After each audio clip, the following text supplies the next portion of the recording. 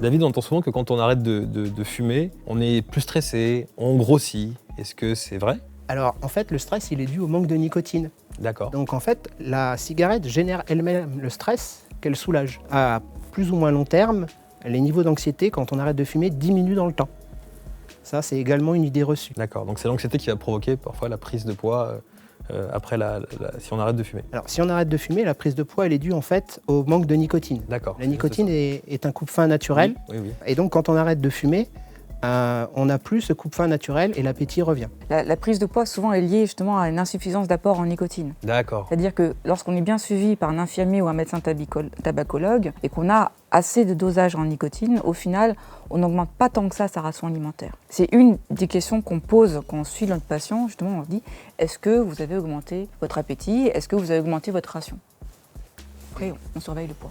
Et moi, j'ajouterais à ce qu'a dit Diane qu'en fait, pour le tabacologue, cet appétit augmenté, c'est un signe qu'il n'y a pas assez de nicotine dans la substitution. D'accord. C'est une aide finalement pour trouver la bonne dose de substitution de nicotine. Jean-Paul, si on se dit, allez, je peux arrêter de fumer où je veux, quand je veux, est-ce que c'est si simple? Qu'est-ce que vous en dites? Ah, si c'était simple, je pense que ça se saurait. Ouais. Comme l'ont décrit mes deux confrères, c'est très difficile. La nicotine est un médicament qu'on synthétise, une substance chimique en fait qui est très très accrocheuse. On estime même qu'elle est pratiquement encore plus accrocheuse que l'héroïne.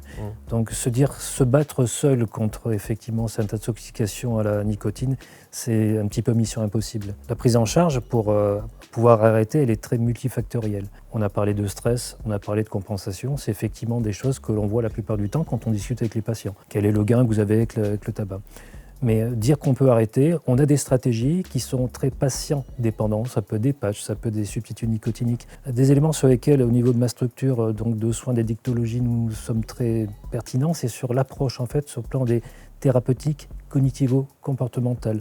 L'hypnose, la relaxation, la cohérence cardiaque qu'a décrite David. Donc ces éléments-là, ce sont des outils qui peuvent nous permettre à aider quelqu'un à arrêter effectivement le tabac. C'est au cas par cas? Vous parlez d'hypnose? Oui, d'accord. absolument. Chaque patient est différent, les modalités pratiques, le pourquoi du comment on est tombé dans le tabac, est-ce que c'est par analogie, est-ce que c'est parce qu'on a des copains qu'on commence à nous laisser fumer, est-ce qu'effectivement on a un gain anxiolytique, est-ce que quand nous étions étudiants on avait tendance à fumer, bon c'était pas mon cas, mais j'avais pas mal de camarades qui avaient tendance effectivement à avoir des grosses consommations de tabac pour se déstresser, pour être un petit peu plus performant entre guillemets, avec ces associations classiques qu'on a avec le café, la cigarette, etc. Sociabiliser. Donc pour faire vite, pour arrêter en fait le tabac, non, c'est pas facile, notamment à cause de la nicotine.